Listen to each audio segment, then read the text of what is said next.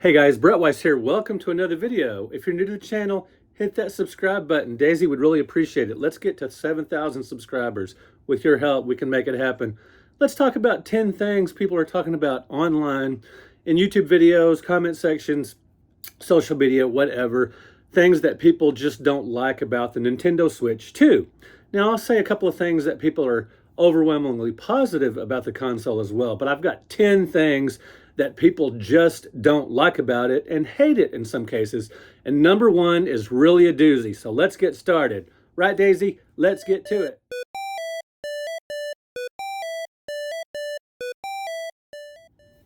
Now, guys, the Nintendo Switch 2 had a massive rollout, sold a ton of systems, and GameStop and some other places had midnight launch parties.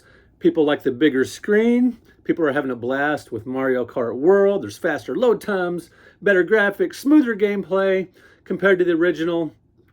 And most digital purchases from the original Switch carry over. So there are things to like about the Switch too, but that's not what this video is about.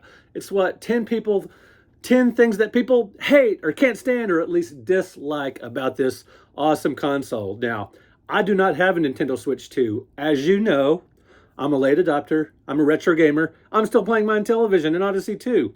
I'm still playing my Xbox 360 and my original Nintendo Switch. And right now, I am playing games to research my next book. So anyway, I don't have a Nintendo Switch 2, but I've talked to a lot of people that have had them.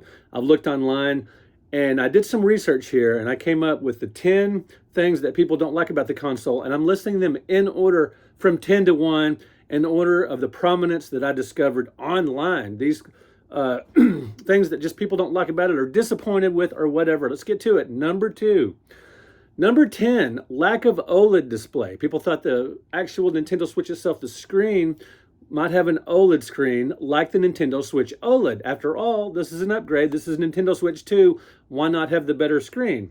People were let down by the standard LCD panel despite the new specs for this console. Now, this wouldn't be a huge issue with me because I typically play my games on TV, so on-the-go gaming isn't as big of an issue with me, although I do take my Switch with me when I do travel to conventions and other places, and sometimes I'll take my 3DS XL or even my Game Boy Advance or whatever. But for people that do a lot of their gaming on the go, I know a lot of people that do most of their gaming undocked, sitting on their couch, even when they're at home, because maybe their spouse is watching TV or they like to multitask and play Nintendo Switch or whatever game and watch TV at the same time, or put music videos on or something, or anime. A lot of people play their Switch undocked even when they're at home, and the lack of an OLED display. Now, obviously, to me, the reason Nintendo did this is because they're going to come out with a Nintendo Switch 2 OLED. It's got to happen. It's a money grab, sure. So yeah, number 10, lack of OLED display. Number 9, limited voice chat features. Voice chat that still requires a Nintendo online subscription and isn't fully integrated into the system, which feels outdated to many. Now, this wasn't a huge deal with me because I'm glad Nintendo finally at least included this in their console. And I feel like people that are all in on voice chat, they're going to have a Nintendo online subscription. So I don't think that's that big of a deal. But anyway, there are people voicing concerns about this.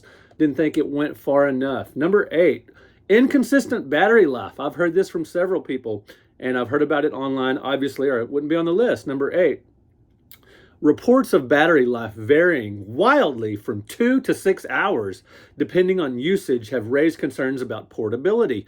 Now, 2 hours, 3 hours, that takes me back to the Sega Game Gear, back to the early 90s of gaming on the go, of mobile gaming. But with the Game Gear, you had to have 6 batteries. It ate through those, and you had to replace the batteries. At least modern consoles, modern handheld consoles are rechargeable, so you don't have to pay more. But you get, like let's say you've got an 8-hour plane trip. It wouldn't last you that, most likely. Number 8, inconsistent battery life, or just not super long. Now, 6 hours, it's a pretty good stretch, but I definitely have heard some people's, losing steam around the 2-hour mark, or just going out.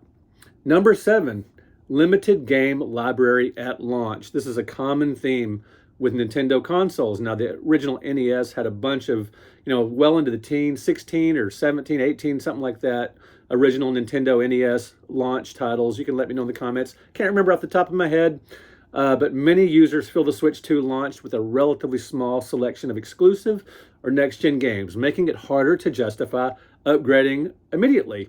To me, this brought to mind like the Super Nintendo and the N64 just had 2 or 3. I think the N64 had Pilot Wings 64 and Super Mario 64.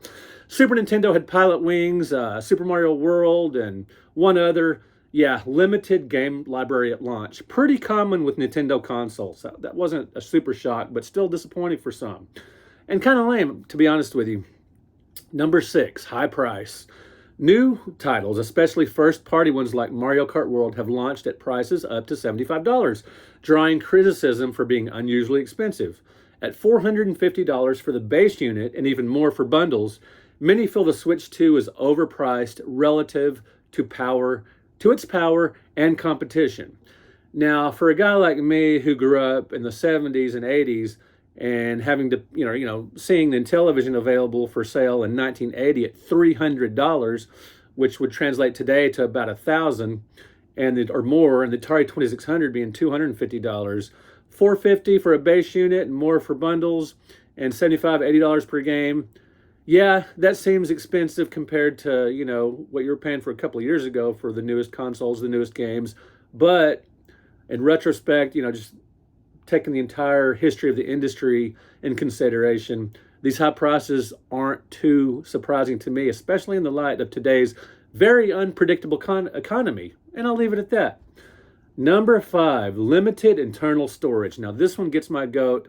I would put this one, if it were just up to me, at number 1 or 2, but I was doing sort of an amalgamation of what I researched and what I found and saw online and heard from people and everything.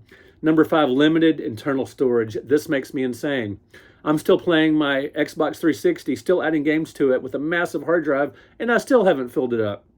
With many games exceeding 20 gigabytes, the base 128 gigabyte storage fills up quickly on the Nintendo Switch 2, forcing players to buy additional micro SD cards almost immediately. Now, I know my good buddy Victor Lucas with Electric Playground discussed on one of his videos that he right away went and bought a $200 micro SD card to save his progress because he just knew he was going to need it right away, or you're just unloading games and you've got to have more storage on these modern consoles. It's insane. It makes me crazy.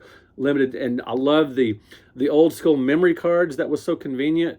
And I mean, I still got my PS2. I've got several memory cards that I still use for my PS1, my PS2. I like that. I like the Xbox 360 hard drive. There's got to be a better way than this limited edition internal storage and no, just standard memory cards, these expensive micro SD cards, and having to buy them. Just immediately add $200 to the price of your Switch.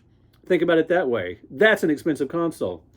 Number 4, fragile JoyCon connectors and JoyCon durability concerns. The new connector design for the JoyCon has been described as flimsy and prone to damage, especially in households with children. Now, my kids are up and out, and I use Nintendo Switch Pro controller, but the JoyCon controllers, obviously, a ton of people are going to be using those. Likely the majority of people that play their Switches.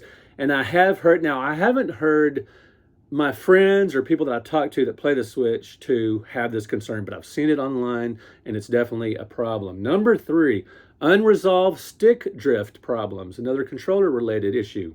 The dreaded stick drift appears to persist for some users, frustrating those who expected this long-standing flaw to be fixed. A lot of you guys have probably seen many Switch videos about the original Switch about stick drift problems.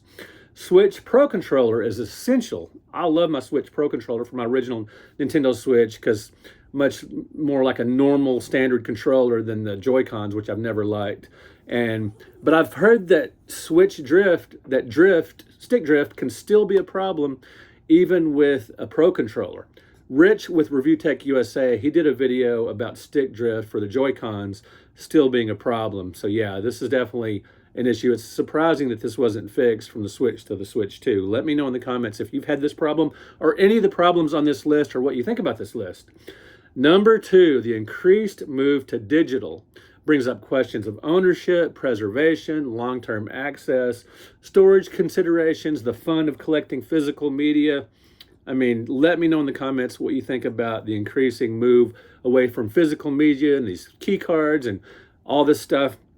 Yeah, this is another thing I do not like. Now, I do like the convenience of downloading certain games, independent titles, cheap games and things like that, or just shopping online and downloading a few games. I love that if you've got plenty of storage, but I do love me some physical media, especially for AAA titles.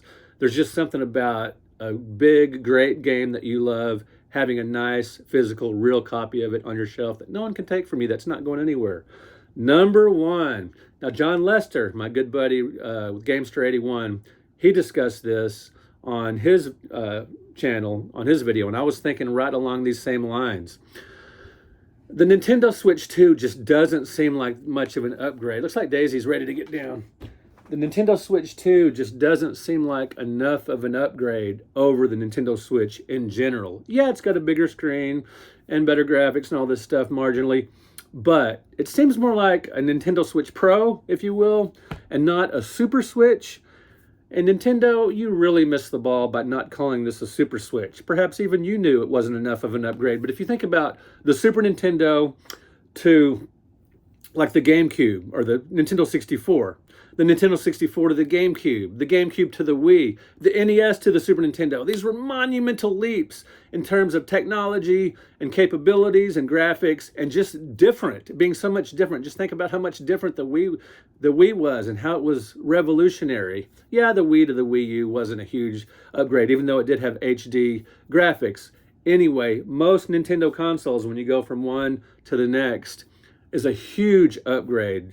And for a variety of reasons, not only in like just, you know, specs and graphics and everything, but also in the design of the console, the controllers and everything else. But this just doesn't seem like much of an upgrade. It's just a Nintendo Switch Pro, more or less. As a matter of fact, they could have just packaged this as a Nintendo Switch Pro and perhaps made it where the sales of the Nintendo Switch 2, if they would have called it a Nintendo Switch Pro and just considered it another iteration of the Switch, they could have added to the Switch sales and it could have passed the PlayStation 2 as the most highest selling console of all time. Now, the original Nintendo Switch might still surpass the PlayStation 2 as the best selling system of all time. PS2 has sold like 155 million units, and Nintendo Switch, the original, is getting fairly close to that. But with the Switch 2 stealing the sales, it may not surpass the PS2. Anyway, getting off on a major tangent there, let me know in the comments. Have you experienced some of the problems on this list? What do you think of some of the problems on this list? Do you think some of these are exaggerated? Have some of these hit you harder than others? What is your number one complaint about the Nintendo Switch? I would love to hear from you. That would be awesome. Guys, thank you so much for watching. Thank you for liking. Thank you for subscribing. Help me get to 7,000 subscribers by hitting that subscribe button. Thanks for liking this video, and just thanks for being you. We will talk to you guys in another video. And again, I'm not doing this video because I'm jelly about you guys for having the Switch 2 and just talking about all the crappy things about it. I just thought it would be an interesting list to put together, especially in the light that I don't have a Switch 2, and I just would love to hear from you guys that do own a Switch 2 if you've experienced these problems. All right, guys, thanks for watching. We'll talk to you in another video.